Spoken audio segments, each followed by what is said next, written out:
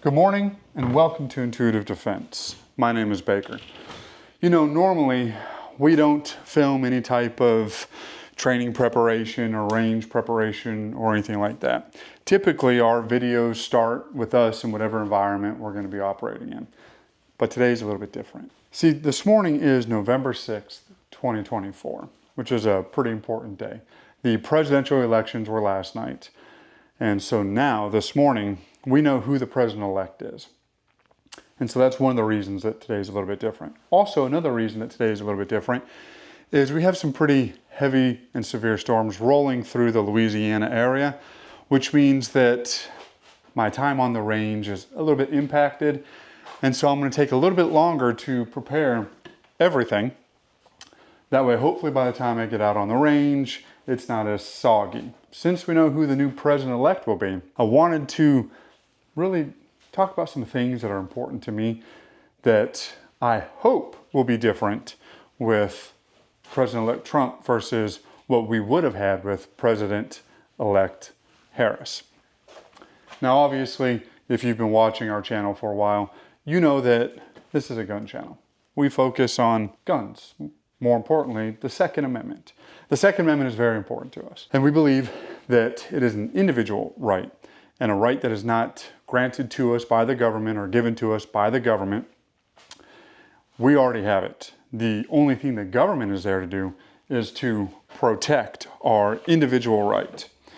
And so because of this, we like to exercise our right through training and shooting and doing all sorts of very entertaining and fun stuff. Now, with Kamala Harris, even under the Joe Biden administration, she was very vocal on, I guess I could say, limiting or reducing our rights, more specifically our Second Amendment right. That doesn't sit well with me. I know she says that she's a gun owner and this and that, and that she supports the Second Amendment and all this fun jazz. But if you support an individual right and freedom, you don't encourage larger government to come in and further infringe on that individual right and freedom. Those two things don't go together. And so because of this, I didn't trust anything she had to say when it came to our Second Amendment rights. Now, Trump, on the other hand, he has been more vocal about supporting our Second Amendment rights, which of course is a very big deal to me, as I'm sure it is to many of you. And I think that he's going to hold his word on that. Now, what I find somewhat worrisome is the last time he was president, he encouraged some infringement by the government on our Second Amendment rights, which, if you don't know, that was on the bump stock, allowing the ATF to enact a rule that prevented law-abiding citizens from owning a piece of equipment that they already had. He did that because of that large mass shooting in Las Vegas, which is a very unfortunate event, but doesn't justify using government authority and power to restrict law-abiding people of their individual rights and freedoms. So that is a little bit worrisome because there's a history of that. Now, there's obviously more of a history of being vocal against the Second Amendment with Kamala Harris and Joe Biden than there is with President-elect Trump. But I truthfully believe that President-elect Trump now understands that using big government to silence people and to squash their rights isn't the best thing to do, especially with everything that he's had to go through lately. So I believe that he will continue to fight for our Second Amendment right, which, again, like I said, is very important to me, and I hope it's very important to you. Now, with this new presidency that will be taking effect in a few months, obviously there's impacts globally because of this. Hopefully we see these ongoing conflicts and wars come to a grinding halt. under President Trump last time, there were no new wars. Obviously, we still had what was going on in Afghanistan and Iraq, but there were no new wars. Now, that being said, I think that a Trump administration will help reinforce the American strength around the globe, and then that will hopefully reduce a lot of these new conflicts and wars and bring down a lot of the hostility and conflict going on around the world. Fingers crossed. But we won't know until we get to that bridge. But this video isn't necessarily about that, even though that does have something to do with our own security and safety here in the US. But that's, I guess, for maybe another video. My focus is here on the Second Amendment right. So why is the Second Amendment right so important to me? And we've said this in other videos. It's because it allows us the opportunity to better prepare ourselves in the event a threat is present. Whether it's a criminal threat, whether it's a other occupying force threat, or whether it's a threat from our own government. The Second Amendment protects our ability for self-defense. And of course, one of the most effective means of self-defense is with the use of a firearm, whether it's a pistol, a rifle, whatever the case may be. That is a force multiplier. It allows for individuals who may not have the physical ability to protect themselves against a larger or more multiple threat. It allows them the opportunity to better do that.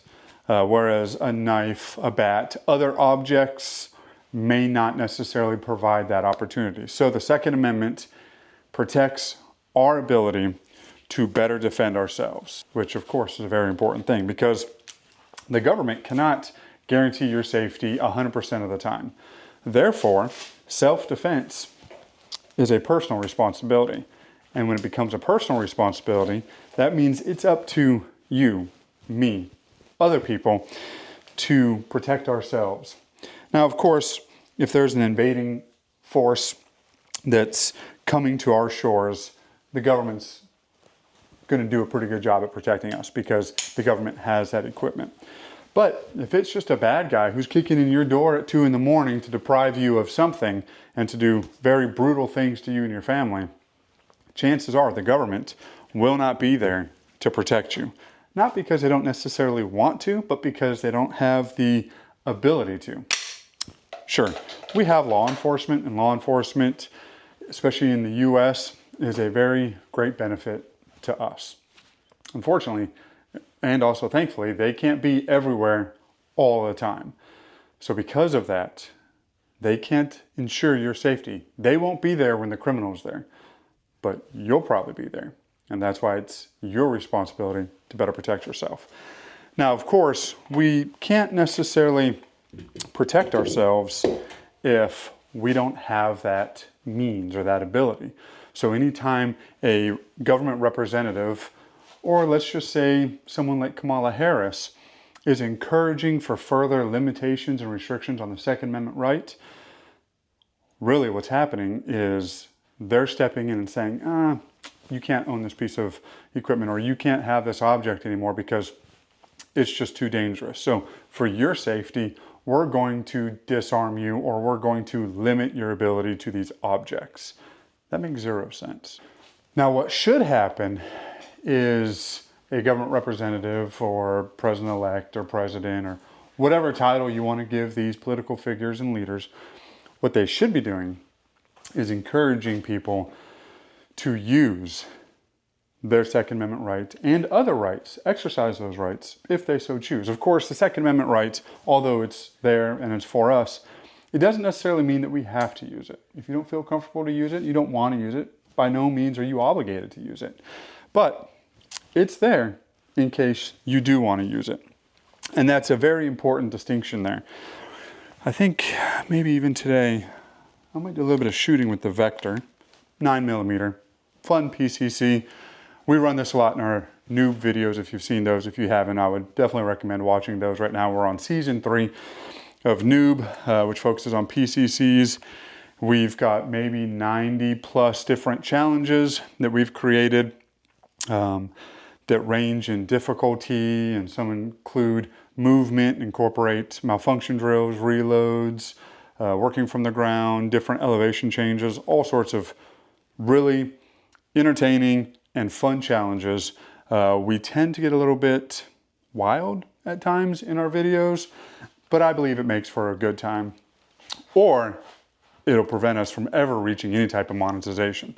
Either way, we have fun on the range and we really enjoy that. But that's not why I pulled this out. It's because I just really want to shoot it. If you've never shot a Vector before, they are fun. This one's got the 16-inch barrel, so it is heavier and it can be a little bit more challenging. The Vector, just by design, is a heavy firearm, but it is a lot of fun to shoot. And so today I will be taking the Vector out on the range. Anyways, let me get back to the topic of this video, which again is the importance of our Second Amendment right. Now, I do believe that the Trump administration, as I've mentioned, will work very diligently to ensure that our rights are protected by the government, which is their job. The government's job is to protect our rights, not limit our rights. So when somebody encourages big government to further infringe on rights, they are not doing their job, because they are working to limit people's rights. Now, not only Trump do I think will work diligently to protect our rights, but also the people involved with his soon-to-be administration, including his Vice President, J.D. Vance. Now, J.D. Vance, if you're not familiar with, he is a veteran, former Marine. Don't hold that against him. And he has done a great job as a leader, as a representative, and working to the benefit of his people, which means I believe he will work to the benefit of the American people and work very diligently to protect our rights. Now, of course, there's other people who will be involved in his administration who I believe will take an active role in protecting our rights as well. And I look forward to see how they plan on doing that. I'm hoping that they start with federal agencies, IRS, FBI, ATF, but more specifically, the ATF. I'm really hoping that they slap the ATF's little peepee. The ATF has really been seeking to diminish our individual rights as it pertains to the Second Amendment by enacting what they call rules. A rule is not a law that was passed in the traditional method of how laws are passed. They can use bureaucratic processes to enact rules that will prevent the U.S. people from doing certain things. One of those rules that received a lot of attention was focused on pistol stabilizing braces. And we've talked about the pistol stabilizing brace in other videos, but if you're not familiar with that, all that is a piece of plastic that goes in the same area that a traditional buttstock may go to, or it may attach that firearm in the same or similar type of way, but it is not a buttstock. It is a pistol stabilizing brace intended for people with some type of disabilities, so they can still safely and accurately use that firearm. Now, the ATF thought that in their infinite wisdom, they would prevent the American people from owning that device. And we've done several videos on this, which they'll be popping up somewhere. They might actually be in that safe. The link for them might be in that safe. So well, I'll get it out for you. Don't worry. I don't want you in there. You know, I think I might also do a little bit revolver work today. So this is actually my grandfather's revolver. He was a World War II vet, and after he died, my grandmother was kind enough to gift this to me. And I feel that today might be a fitting day to break out the old wheel gun, bring it out onto the range, and shoot some plate steel with it. The revolver is a sign of, to me anyways, the revolver is a sign of freedom. Kennedy talked about this in our most recent video, our frontier history of us going out and conquering the frontiers and being tough and rugged and going through the woods and exploring the unknown at that particular time. and the revolver played a big part in that. And so I think that this will be a good fit for today. And you know what? I think I have probably been talking long enough. I'm sure you guys are ready to go about your day. I'm pretty much ready to go about my day. I think that the rain has slowed down enough where I can move out to the range and take some of the equipment firearms out there with me and do a little bit of dinging before the storms roll in again. Now, all that being said, I'm not at all afraid to train in the rain. My time in military and law enforcement, there was a lot of that. And there's that old saying, if it ain't raining, you ain't training. Yeah, that's true. But I'm older now. I don't always go out to the rain and get muddy and nasty if I don't have to. But you know what? I think today, I am. I think I'm just going to go out there and get dirty and have a good time with this. Celebrate my freedom. Celebrate the fact that I do believe that my Second Amendment right is now better protected than it was yesterday. Of course, I shouldn't say that it's better protected now because the current administration is still in office. And so who knows what silliness they may try and do in terms of our individual rights. But I do believe that in a few months, my Second Amendment right, your Second Amendment right, our Second Amendment right, will be in fact better protected. So all that being said, I'm going to grab my kit right here, jam it up, and go outside. Even though we have storms, guess what? I'm not going to let you rain on my parade. I'm going to go celebrate this. I'm going to go celebrate my freedom. I'm going to go spend some money through ammunition. I'm going to go make some steel targets ring. And then after that, I'm going to probably drink some more coffee because coffee is life. And then I'll come back and clean things up and have a sandwich, maybe take a nap, and then at some point, edit this video.